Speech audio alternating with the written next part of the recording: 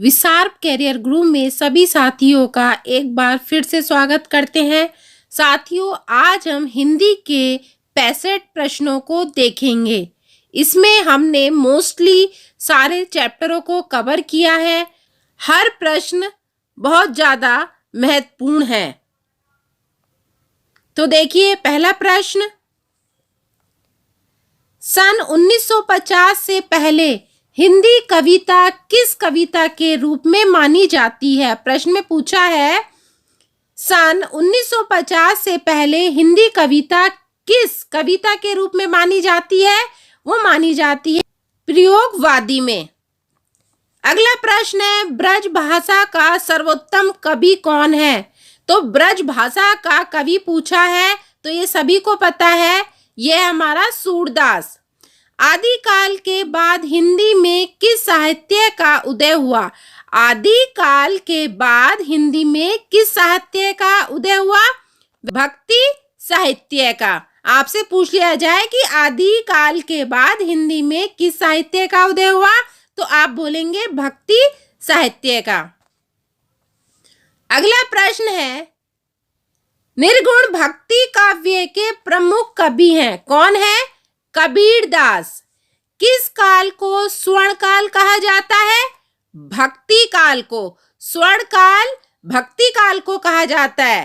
हिंदी का आदि कवि किसे माना जाता है? हिंदी का आदि कवि किसे माना जाता है? वह माना जाता है हमारा स्वयंभू। अगला प्रश्न है, आधुनिक काल का समय कब से माना जाता है? आधुनिक काल का जो समय है वो कब से माना जाता है? तो दोस्तों, वो माना जाता है हमारा 1900 से लेकर अब तक। जयशंकर प्रसाद की सर्वश्रेष्ठ रचना कौन सी है? वेरी इंपॉर्टेंट प्रश्न है, कामायनी। अगला देखिए, बिहारी ने क्या लिखे हैं? तो बिहारी ने दोहे लिखे हैं। आपसे पूछ लिया जाए कि बिहारी ने क्या लिखे थे? बिहारी ने दोहे लिखे थे। अगला प्रश्न है, कबीर किसके शिष्य थे? कबीर जो थे वो किसके शिष्य थे? वो थे रामानंद के। पद्मावत महाकाव्य कौन सी भाषा में लिखा गया? ये लिखा गया हमारा अवधी भाषा में। अब देखिए, चप्पू किसे कहा जाता है? आप कहोगे ये तो बड़ा अजीब सा प्रश्न है। तो देखिए साथियों, चप्पू किसे कहा जाता है? चप्पू उसे कहा जाता है जिसमें गद्य और पद्य मिश्रित रचनाएं होती हैं। अब देखिए, उन्नति का संधि विच्छेद है, तो क्या है? उत प्लस नति। उत प्लस नति। निर्धन में कौन सी संधि है? निर्धन में विसर्ग संधि है। सूर्य प्लस उदय का संधि युक्त शब्द है ना? संधि युक्त शब्द है, मतलब जिससे हम संधि करेंगे, तो वह हमारा सूर्य उदय। कौन सा है? सूर्य उदय। अगला प्रश्न है, बहिष्कार का संधि विच्छेद होगा। बहिष्कार का जो संधि विच्छेद है वो क्या होगा? बह्य प्लस कार। चैन में कौन सी संधि है? कौन सी संधि है? अयादि संधि है। अन्वय में कौन सी संधि है? तो इसमें है गुण संधि। सच्चिदानंद का संधि विच्छेद क्या होगा? सच्चिदानंद का संधि विच्छेद हम कैसे करेंगे? सत प्लस चित प्लस आनंद। इसका संधि विच्छेद इस तरह से होगा। देखिए साथियों, संधि करने के लिए एक तो हमें अच्छे से वर्णमाला तैयार होनी चाहिए, हमें मात्राओं की पहचान होनी चाहिए, तभी हम संधियों को कर सकते हैं। मात्राओं का बहुत रोल होता है संधियों में, और व्यंजन का। ठीक है, स्वर और व्यंजन।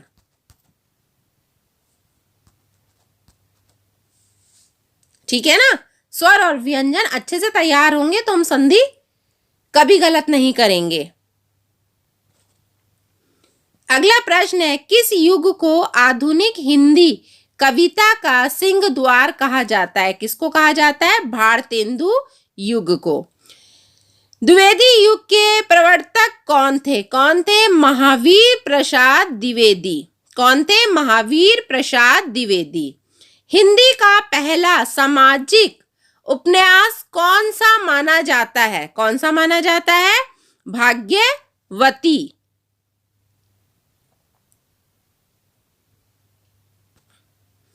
अगला प्रश्न है, अनुराग का विलोम शब्द है, तो अनुराग का विराग। भोगी का विलोम शब्द होगा, भोगी का योगी होगा।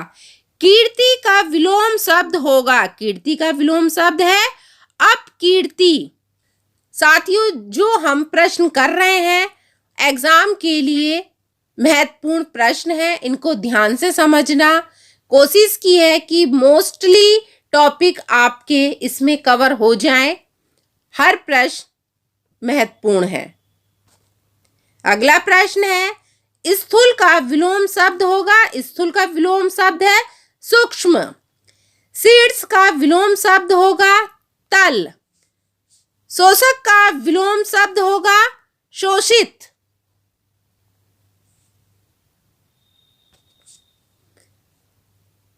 मृदु का विलोम शब्द होगा कटु। कलुष का विलोम शब्द होगा निष्कलुष। निर्दय का विलोम शब्द होगा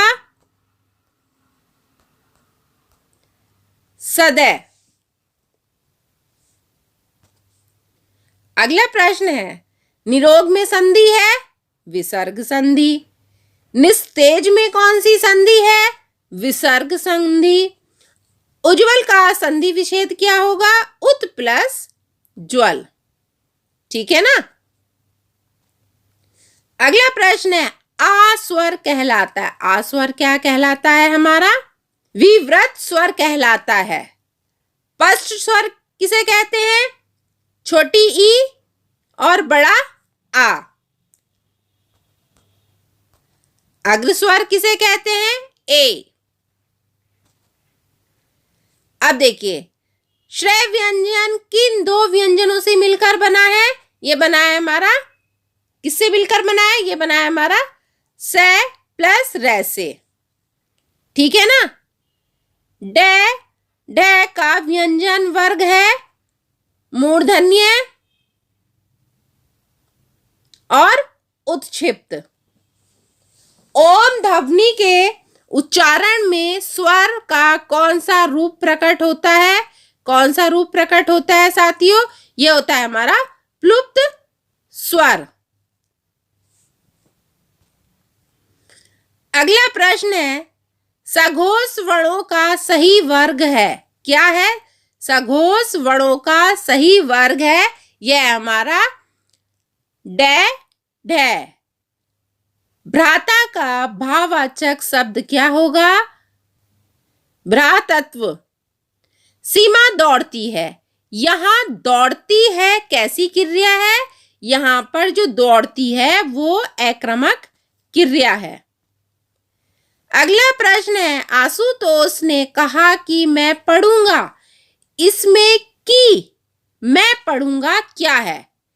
कि मैं पढ़ूंगा क्या है? यह हमारा संज्ञा उपवाक्य है। सोना, चांदी और तेल, पानी किस प्रकार के संज्ञा शब्द हैं?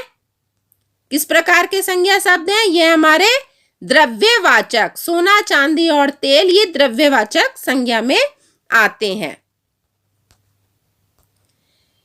कृपाण का विलोम शब्द होगा, कृपाण का विलोम शब्द है हमारा दानी। वाक्य किसे कहते हैं? ध्यान से समझना, वाक्य किसे कहते हैं? दो या दो से अधिक शब्दों का सार्थक समूह वाक्य कहलाता है ना। दो या दो से अधिक शब्दों का सार्थक समूह वाक्य कहलाता है। मूल स्वरों की संख्या कितनी होती है? कितनी होती है मूल स्वरों की संख्या? 11 होती है। मूल व्यंजन की संख्या कितनी होती है? मूल व्यंजन की संख्या 33 होती है। त्रैदबनी किसके अंतर्गत आती है? ये आती है हमारी संयुक्त वर्ण में। त्रय किन वर्गों के मेल से बना है? तय प्लस रै के। तय वर्ण का उच्चारण स्थान क्या होता है? मूर्धा।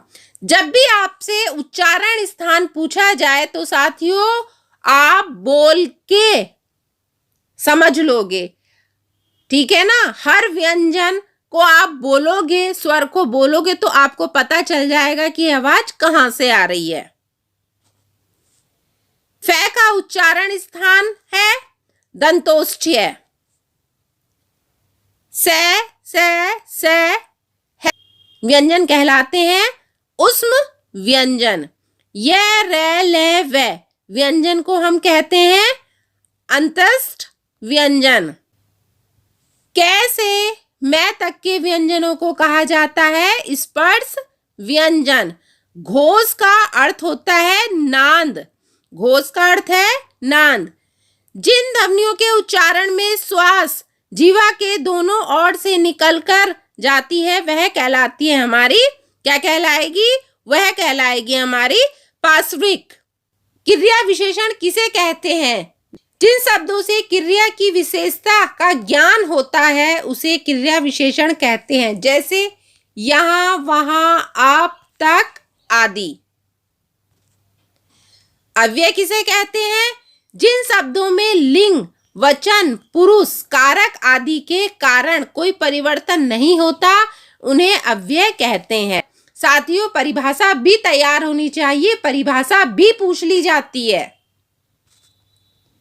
अव्यय के सामान्यतः कितने भेद होते हैं? तो देखिए साथियों अव्यय के सामान्यतः 4 भेद होते हैं। कौन कौन से? क्रिया विशेषण, संबंध बोधक, समुच्चय बोधक, विषमयादि बोधक। हिंदी में वचन कितने प्रकार के होते हैं? तो हिंदी में वचन सभी को पता है 2 प्रकार के होते हैं, एक वचन और बहुवचन। वर्ण किसे कहते हैं? वह मूल ध्वनि जिसका और विभाजन नहीं हो सकता हो उसे वर्ण कहते हैं। जैसे मैं, पै, रै, य, कै आदि, इनका विभाजन नहीं हो सकता। वर्णमाला किसे कहते? वर्णों का क्रमबद्ध समूह ही वर्णमाला कहलाता है। शब्द किसे कहते हैं? 2 या 2 से अधिक वर्गों का मेल जिनका कोई निश्चित अर्थ निकलता हो उन्हें शब्द कहते हैं। तो साथियों आज हमने 65 प्रश्नों को किया है। इनको आप ध्यान से समझना, नोट्स बना लेना और इनको कम से कम डेली 10 मिनट जरूर पढ़ना। तो मिलते हैं अगली वीडियो के साथ।